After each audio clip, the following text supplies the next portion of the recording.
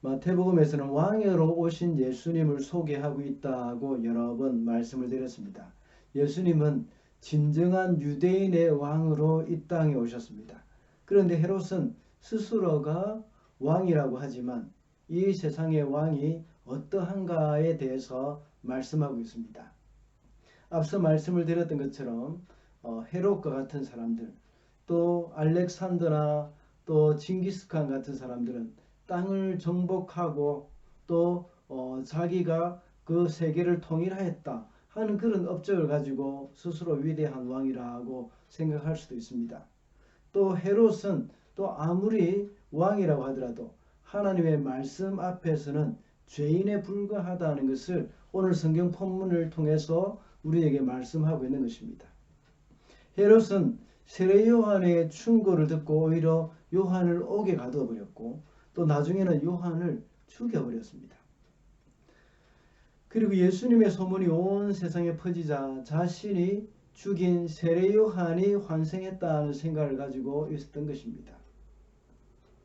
헤롯의 경우는 예수님의 씨 뿌리는 자의 비유에서 볼 때에 어떤 마음을 가진 사람이라고 볼 수 있겠습니까? 아마 돌짝밭이나 가시밭 같은 그런 마음을 가진 사람이라고 할 수 있을 것입니다. 오늘 본문에 바로 앞에 단락에서 나오는 나사렛 사람들, 예수님을 배척했던 그 나사렛 사람들은 어떤 마음 가지겠습니까?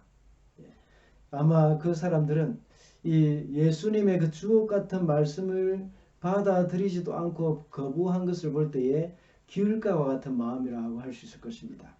그러나 헤롯은 세례 요한의 경고의 말을 듣고 그것을 달게 듣고 두려워했었습니다. 그러나 결정적인 순간에 헤롯은 말씀을 거부하고 세례 요한을 옥에 가두고 죽여버리고 말았습니다. 그는 하나님의 말씀을 들었지만 그 결정적인 순간에 그 말씀을 거부하는 사람이 되었던 것입니다. 우리의 삶 속에서도 역시 이런 헤롯과 같은 오류가 없도록 우리는 늘 하나님 앞에 깨어 있어야 되겠습니다. 하나님의 말씀을 듣지만 그 말씀을 들을 때는 참 말씀이 좋다 하고 생각하지만 돌아서면 잊어버리거나 또한 돌아서서 나중에 이 결정적인 순간이 될 때에 하나님의 말씀을 배반하고 말씀대로 지키지 않고 살아가는 그런 일들이 없도록 해야 되는 겁니다. 그래서 오늘은 진리에 반응하라는 제목으로 말씀을 살펴보겠습니다. 첫째로 진리에 반응하는 자는 말씀 앞에 자신의 이 죄를 인정합니다. 3절과 4절입니다. 헤롯은 일찍이 자기 동생 빌립의 아내 헤로디아의 이일 때문에 요한을 붙잡아다가 묶어서 감옥에 가둔 일이 있었다. 이것은 요한이 헤롯에게 그 여자를 차지하는 것은 옳지 않습니다 하고 여러 차례 말하였기 때문이다. 헤롯이 예수님의 소문을 들었을 때에 생각한 것이 있었습니다. 그것은 자신이 죽인 세례 요한이 다시 살아났다는 것입니다. 오늘 본문 2절에서 헤롯은 이 사람이 세례 요한이다 라고 말을 합니다. 이 말은 아주 단정적으로 하는 말입니다. 세례 요한이 틀림없다 하고 이렇게 딱 못 박아서 하는 말입니다. 헤롯은 지금까지 여러 번 예수님의 소문을 들어오면서 처음에는 추측을 했을 것입니다. 그래서 다른 이 복음서에서는 같은 사건을 두고 헤롯의 말이 그렇게 추측하는 것처럼 이렇게 번역이 되어 있습니다. 그런데 시간이 가면 갈수록 헤롯은 분명하게 이것은 바로 세례 요한이 다시 환생했다 하는 것을 확실하게 말을 하고 있는 겁니다. 왜 그랬을까요? 사실 헤롯은 이 사두개파에 속한 사람들입니다. 사두개파의 사람들은 부활이 없다고 믿는 사람입니다. 그런데 헤롯은 이 세례 요한이 부활했다 하는 것을 생각하고 그것을 두려워했습니다. 이런 것들을 볼 때에 헤롯은 사두개파에 속해 있었지만 거기에 속한 것은 그냥 하나의 정치적인 이 목적에서밖에 되지 않다는 겁니다. 정치적으로 그는 그냥 사두개파에 속해서 그 정권을 잡고 또 그 사람들과 함께 통치를 해나가는 그러한 도구에 불과했던 겁니다. 그러면서 자기가 그냥 미신처럼 믿고 있는 이런 것들을 생각하고 있는 겁니다. 그때 당시에는 많은 사람들은 이 선지자, 억울하게 죽은 사람들은 또다시 환생해서 자신을 괴롭힌다 하는 그런 미신적인 이야기가 또 나돌았던 겁니다. 이 헤롯도 역시 그렇게 생각했던 겁니다. 그런데 여기서 헤롯은 어떤 생각을 하고 있었는가 하면, 시간이 가면 갈수록 다른 복음서에서는 헤롯이 그냥 짐작만 하고 있었지만 이 마태복음에서는 분명하다, 틀림없다 하고 이렇게 단정적으로 말하고 있는 것을 볼 때에, 이것은 예수님께서 가르치는 그 말씀이 세례 요한이 가르치는 그 말씀하고 똑같았기 때문입니다. 세례 요한이 어떻게 가르쳤습니까? 회개하라고 가르쳤습니다. 예수님도 어떻게 가르쳤습니까? 회개하라, 천국이 가까웠다 하고 외치셨습니다. 이 예수님의 전하는 메시지나 세례 요한이 전하는 메시지가 동일했다는 겁니다. 세례 요한은 헤롯의 잘못을 지적하면서 회개하라고 했습니다. 방금 읽은 본문의 3절과 4절의 말씀에서 우리에게 보여주는 것은 바로 세례 요한은 헤롯의 잘못을 명확하게 지적했다는 겁니다. 헤롯이 자기 동생 빌립의 아내인 헤로디아를 아내로 취했기 때문입니다. 이 말을 한 번만 했던 것이 아닙니다. 여러 번 지적을 하면서 여러 번 이것을 반복해서 말을 했다고 오늘 본문에서는 말씀하고 있습니다. 하나님의 말씀이 선포되고 죄가 지적이 되면 자신의 죄를 인정해야 합니다. 그러나 그때 헤롯은 세례 요한을 옥에 가두어 버렸습니다. 헤롯은 자기가 듣기 싫은 말을 한다고 요한을 옥에 가두고 죽이기까지 했지만 그가 전한 진리의 말씀은 여전히 살아 있습니다. 그리고 진리를 전하는 세례 요한을 가둔다고 해서 자기가 지은 죄가 없어지는 것은 아닙니다. 자신의 하나님의 심판이 임하는 첫걸음이 바로 자신의 이 죄를 인정하지 않는 것입니다. 자신은 아무 잘못도 없다는 것입니다. 가인이 그 동생 아벨을 죽였을 때에 하나님께서 말씀하셨습니다. 내 아우 아벨이 어디 있느냐 하고 물었을 때에 가인은 자신의 죄를 인정하지 않았습니다. 내가 아우를 지키는 자니까 하고 대꾸를 했던 겁니다.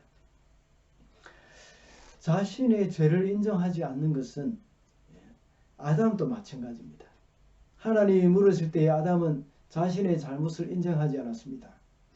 하나님, 내가 잘못했습니다. 하나님이 먹지 말라고 했던 그 선악과를 내가 먹었습니다. 용서해 주십시오. 이렇게 말을 했다면 정말 좋았을 텐데 그의 아내 하와의 핑계를 댔습니다.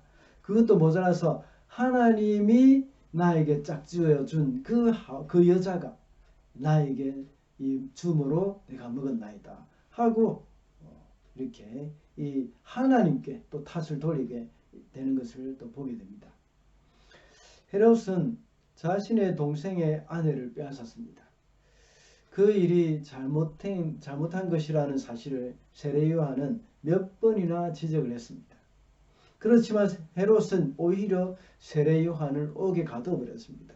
이렇게 자신의 죄를 지적하는 사람을 옥에 가뒀다고 해서 그의 죄가 없어지는 것은 아니라는 것이죠. 우리도 역시 하나님의 진리의 말씀이 우리의 죄를 지적할 때 자신의 죄를 인정해야 합니다. 같은 사건을 기록한 마가복음 6장 20절에 보면 헤롯이 세례 요한의 말을 들을 때에 크게 번민을 느끼면서도 달게 들었다고 말씀하고 있습니다. 헤롯은 앞서 씨 뿌리는 자의 비유에 비추어 볼 때에 그는 돌밭에 뿌려진 씨앗이나 가시밭에 떨어진 그런 씨앗과 같다고 했습니다.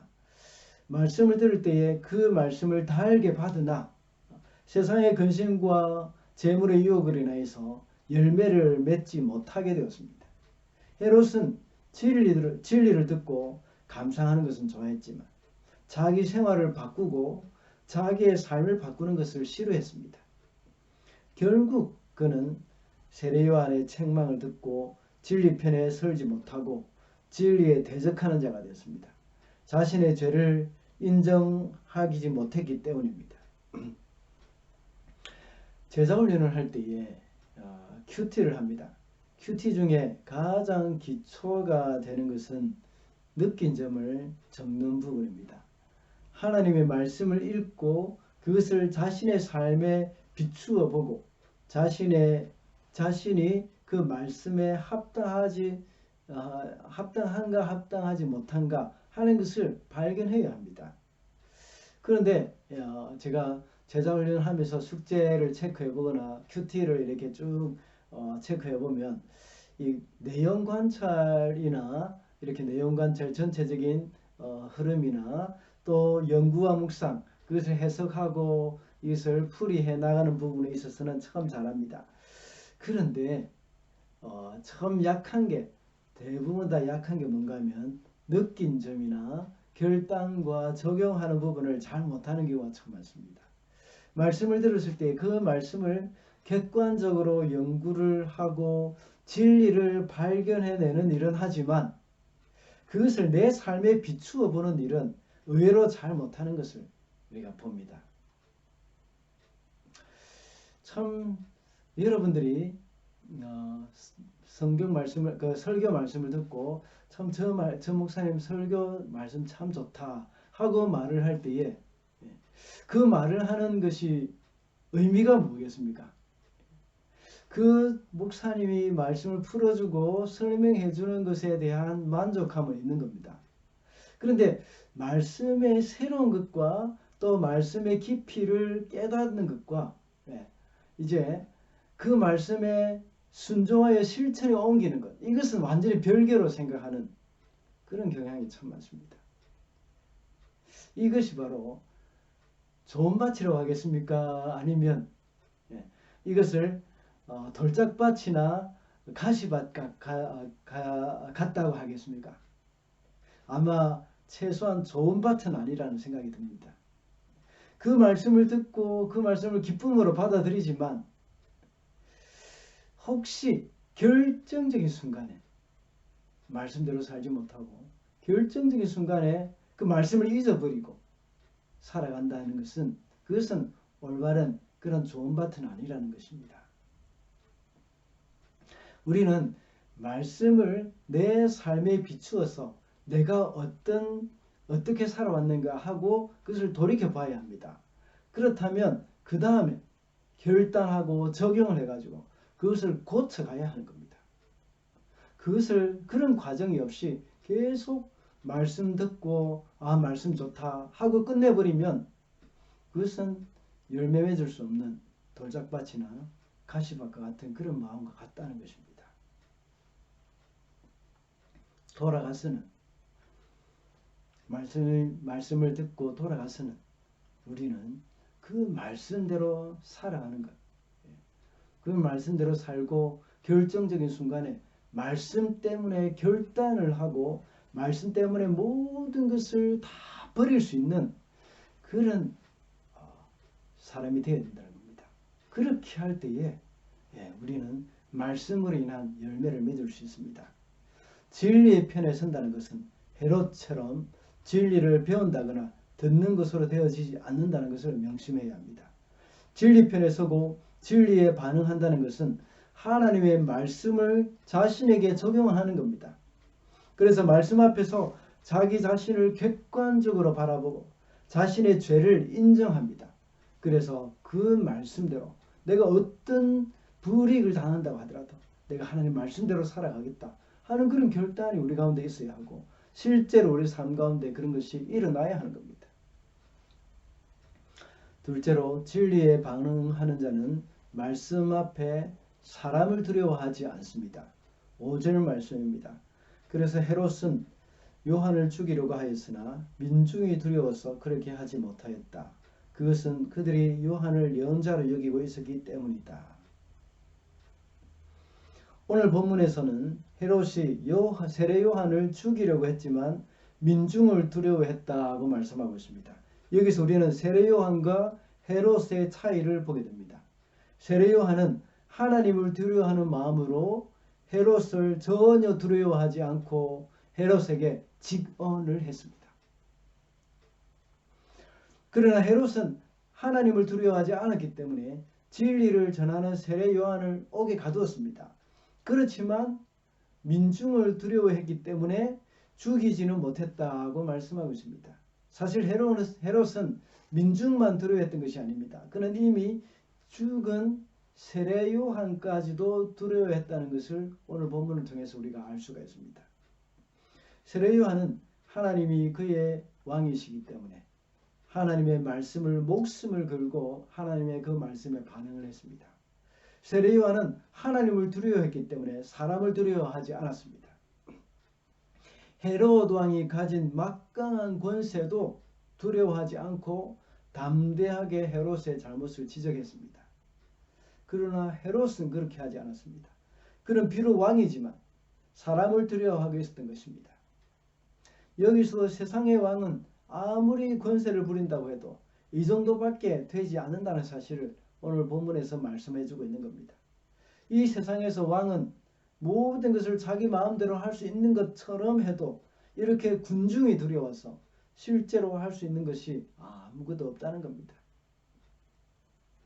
그래서 진리에 반응하는 자는 사람이 보든지 보지 않든지, 그리고 사람이 원하든지 원하지 않든지 언제 어디서든지 하나님만 두려워하고 하나님의 말씀에 반응하고 순종해야 하는 겁니다. 그러나 사람들만 의식하고 사람이 원하는 대로만 행동하는 사람은 진리에 반응을 하지 않고 말씀에 순종하지 않습니다. 창세기에 나오는 이집트의 종으로 팔려간 이 요셉을 볼 때 어떻습니까? 아무도 보지 않지만 하나님을 두려워했기 때문에 보디발의 아내의 유혹을 뿌리쳤습니다. 하나님의 뜻대로 행동을 했다는 겁니다. 그러나 사울 왕은 아말렉 족속을 완전히 진멸하라는 하나님의 말씀이 있었지만 그 말씀에 온전히 반응을 하지 않고 순종하지 않았습니다. 그래서 백성들이 원하는 대로 아말렉 족속의 짐승 중에서 살찐 짐승들 이런 것들을 잡아서 이렇게 남겨두었습니다. 이와 같이 하나님의 말씀에 순종하는 사람들은 사람을 두려워하지 않지만 사람을 두려워하는 사람은 하나님의 말씀에 순종하지 않습니다. 우리가 때로는 말씀에 불순종하는 이유가 무엇인지 스스로 돌아볼 필요가 있습니다. 그 중에 여러 가지 이유가 있을 수 있지만 사람을 두려워하기 때문에 순종하지 않는 경우가 참 많을 것입니다. 우리가 가장 범하기 쉬운 것이 바로 교통법규이지 않습니까? 해밀턴에서 또 오클랜드까지 여러 번 일주일에도 몇 번씩이나 오고 가는 분들이 있을 것입니다. 그때 길가에 이 도로변에 경찰차가 세워져 있을 때에 우리의 반응은 어떻습니까? 규정 속도를 지키지 않고 과속하던 사람들은 깜짝 놀라서 속도를 줄일 것입니다. 물론 요즘은 뭐 크루즈 기능이 있어서 속도 조정만 딱 이렇게 세팅만 해놓으면 그 속도로 계속하게 되어 있습니다. 그러나 규정 속도를 지키지 않기 때문에 잘 지키지 않는 사람들은 스피드 카메라를 들고 있는 그 경찰을 두려워하는 겁니다. 그런데 경찰은 어떤 지점에 그게 잠깐만 보이다가 나중에 더 이상 보이지 않습니다. 그렇지만 하나님은 어떻습니까? 하나님은 우리가 규정 속도를 지키지 않고 운전하는 그런 모습을 처음부터 끝까지 계속 지켜보십니다. 그 하나님을 의식하지 못하고 있는 경우가 많지 않습니까? 저부터 그렇습니다. 물론 운전을 하다 보면 속도 계기판을 보지 않으면 자기도 모르게 그 과속을 하게 되는 경우도 있습니다. 우리는 아주 작은 교통법규부터 지키는 습관을 우리는 들여야 하는 겁니다. 제가 한번 수요 기도회 때도 한번 나눴던 적이 있었습니다. 오래전에 한국의 사극 중에서 허준이라는 드라마가 있었습니다. 아마 시작된 지가 처음 허준이 시작한 지가 아마 20년이 지났을 것입니다. 그래서 한 2년 정도 이렇게 월화 드라마인가 뭐 한 주에 주중에 한두 번 이렇게 했었습니다. 허준이 의원이 되었을 때에 그의 스승 이름이 유이태라는 사람이었습니다. 그는 아주 훌륭한 의원이 될 수 있도록, 그러니까 허준이 훌륭한 의원이 되기까지는 이 유이태 자기 스승의 역할이 굉장히 컸습니다. 그는 스승을 잘 만났기 때문에 아주 훌륭한 의원이 될 수가 있었던 겁니다. 한 번은 허준이 이 나병 환자를 봤을 때에 깜짝 놀라서 물러섰습니다. 그때 그 스승 유이태가 하는 말이 있었습니다. 환자를 두려워하는 것을 보니 의원이 아니구먼 하고 이렇게 말을 합니다. 참 저는 그 말이 굉장히 충격적으로 들렸습니다. 바로 저에게 하는 말 같았습니다. 저에게 들리는 그 말이 마치 나에게 이렇게 하는 말 같았습니다. 사람을 두려워하는 것을 보니 목사가 아니구먼. 네. 참 얼마나 제가 그것이 저에게 충격으로 와닿는지 모릅니다. 저는 사람을 참 많이 두려워했습니다. 그래서 사람의 눈치도 많이 보고 사람들이 하는 말하는 한마디 한마디 이것을 곱씹으면서 힘들어할 때 내가 했던 적이 참 많았습니다. 그래서 사람들에게 상처를 받지 않기 위해서 피하기도 하고 만나는 것도 두려워했습니다. 그 후로 제가 사람을 두려워하기보다는 사람을 사랑하는 목사가 되어야 되겠다 하는 그런 생각을 하게 되면서 이 문제를 놓고 하나님 앞에 처절하게 기도했던 적이 있습니다. 그러면서 하나님과 씨름을 했던 적이 있습니다. 문제는 우리가 하나님을 두려워하느냐 사람을 두려워하느냐, 이것이 우리에게는 가장 중요한 문제라고 볼 수 있습니다. 하나님을 두려워하는 마음이 큰 사람은 사람을 두려워하지 않습니다. 그러므로 우리는 기억해야 할 것은 말씀에 반응하는 자는 말씀 앞에 사람을 두려워하지 않는다는 것입니다. 마지막으로 진리에 반응하는 자는 말씀 앞에 자존심을 내세우지 않습니다. 9절 말씀입니다. 왕은 마음이 괴로웠지만 이제 맹세를 하였고 또 손님들이 보고 있는 앞이므로 그렇게 해주라는 명령을 내리게 되었다. 이렇게 헤롯이 세례 요한을 감옥에 가둬놓기만 하고 어쩌지 못하고 있었을 때였습니다. 하루는 헤롯의 생일날이 되었습니다. 그래서 잔치가 벌어졌죠. 그때 헤로디아의 딸 헤롯이 데리고 온 헤로디아의 딸 몇 살 되지 않는 그 딸이 헤롯 앞에 나가서 참 춤을 추었습니다. 이것으로 인하여서 헤롯은 매우 기분이 좋았습니다. 그 아이에게 무엇이든지 원하는 대로 다 들어주겠다고 약속을 합니다. 그때 그 아이는 헤로디아, 자기 엄마 헤로디아에게 쫓아가서 물었습니다. 그때 헤로디아는 평소 때 원한을 품고 있었던 세례 요한의 그 목을 달라고 시켰습니다. 헤로디아의 딸은 그 헤롯의 동생 빌립과 헤로디아 사이에서 태어난 아이입니다. 많은 학자들은 그들의 말에 의하면 이름이 살로메였습니다. 그리고 나이도 어렸다고 했습니다. 나이가 약 12세에서 13세 정도 되었을 것이라고 추측을 합니다. 세례 요한의 머리를 쟁반에 담아서 달라고 하는 것이 바로 이 나이의 여자아이가 요구할 만한 것은 아니지 않습니까? 요즘 이 나이 때 아이 같으면 얼굴 아버지가 뭐든지 요구하는 대로 다 해주마 하고 말을 하면 무엇을 요구했겠습니까? 뭐 오늘날 같으면 스마트폰 하나 최신 거 하나 사달라고 하든지 아니면 아이패드 하나 사달라고 하지 않겠습니까? 세례 요한의 목을 쟁반에 담아달라고 할 아이가 어디에 있겠습니까? 12살, 13살 치고 아무리 또 나이가 많다고 한들 여자가 되어서 이렇게 어떤 사람의 목을 베어서 쟁반에 담아주십시오 하고 말하는 사람이 쉽겠습니까? 보통 사람 같으면 이런 살로메 그 어린 아이의 요구가 있었다면 그냥 스마트폰 하나 사주고 맙니다. 그런데 헤롯은 오늘 본문에 보면 마음이 괴로웠다고 말하고 있습니다. 왜 이렇게 마음이 괴로웠을까요? 앞서 말씀드린 대로 그 마음 가운데 두려워하는 마음이 있었을 것입니다. 그 두려움 때문에 자기도 모르게 열등감이 있었던 것입니다. 그냥 하나의 철없는 아이가 요구하는 그 요구 생각하고 그냥 그것 세례 요한의 목 대신에 그냥 뭐 스마트폰이나 뭐 좋은 장난감 같은 거, 예쁜 인형 같은 거 하나 사주면 되는 겁니다. 예쁜 옷 하나 사주면 되는 겁니다. 그런데 그것을 가지고 그렇게 고민을 했다는 것은 그 마음 가운데 이미 열등감이 자리 잡고 있었다는 것이죠.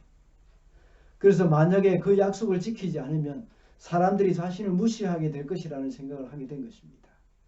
그냥 웃어 넘기면서 뭐 다른 것 하나 더 아이들이 좋아할 만한 것 하나 그것 선물로 주면 되는 것인데 이렇게 불필요한 자존심을 내세우면서 이런 만행을 저지르고 마는 것입니다. 헤롯이 이렇게 열등감에 빠져서 불필요한 자존심을 내세웠던 것은 그만큼 자신의 집안에 복잡한 문제가 많이 있었기 때문입니다. 자신의 아버지 때로부터 후계자 문제로 피로 얼룩져 있는 가정 환경과 그의 형제들과의 그 사이에서 권력 다툼과 근친상간이 그로 하여금 불필요한 자존심을 내세우게 만들었던 것입니다. 우리의 삶에도 역시 괜히 불필요한 자존심을 내세울 경우 우리는 이런 종류의 상처가 있다는 것을 한번 생각해 볼 필요가 있습니다. 우리 속에도 아직도 치유되지 않은 열등감과 우리로 하여금 건강하지 못한 그런 자존심, 그것을 내세울 때가 참 많습니다. 우리는 이런 것조차도 하나님의 말씀으로 치유가 되어야 합니다. 이런 열등감이 많은 사람일수록 자존심을 중요하게 여깁니다. 이런 자존심을 자꾸만 내세울 때에 열등감을 감추기 위해서 자꾸 허세를 피웁니다. 그래서 오늘 본문에 나오는 말씀과 같이 청하는 것은 무엇이든지 주겠다 하고 약속을 하는 겁니다. 같은 사건을 기록하고 있는 마가복음 6장 23절에서는 나라의 절반이라도 주겠다고 약속을 합니다. 이것이 바로 허풍입니다. 이런 허풍은 자신의 열등감을 감추기 위한 도구라고 볼 수가 있습니다. 헤롯은 하나의 분봉왕에 일개의 분봉왕에 불과합니다. 이것은 분할 통치를 하는 그런 사람 중에 한 사람인데 오늘날 도지사 정도도 안 될 것입니다. 그런데 나라의 절반이라도 주겠다 하는 그런 말을 하고 있습니다. 자신에게 그만한 능력도 없으면서 마치 모든 것을 다 할 수 있는 것처럼 말을 하고 있는 것입니다. 이것이 바로 자신의 열등감을 감추기 위한 허세입니다. 혹시 우리 속에 이런 자존심을 내세우고자 하는 마음이 있다면 나에게 열등감이 없는지 또 열등감을 감추려고 하는 그 허세는 없는지 살펴봐야 합니다.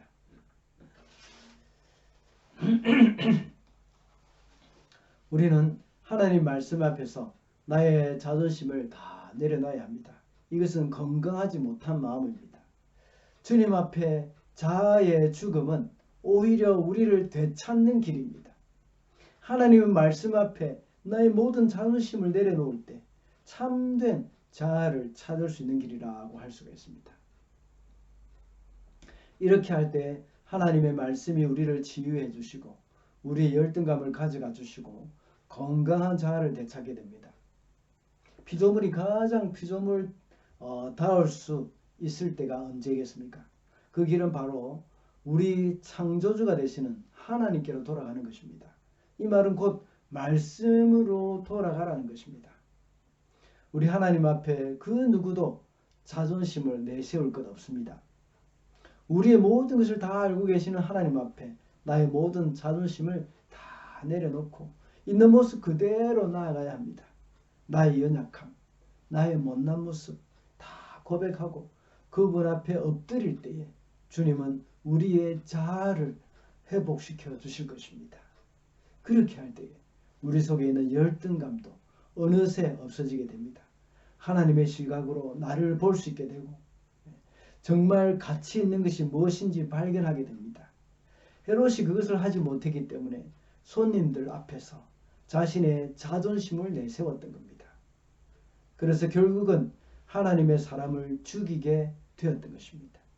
그러므로 진리에 반응하는 자는 말씀 앞에 자존심을 내세우지 않습니다.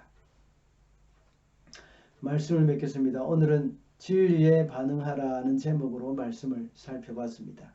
진리에 반응하는 자는 말씀 앞에 자신의 죄를 인정하고 말씀 앞에 사람을 두려워하지 않으며 말씀 앞에 자신의 자존심을 내세우지 않는다고 했습니다.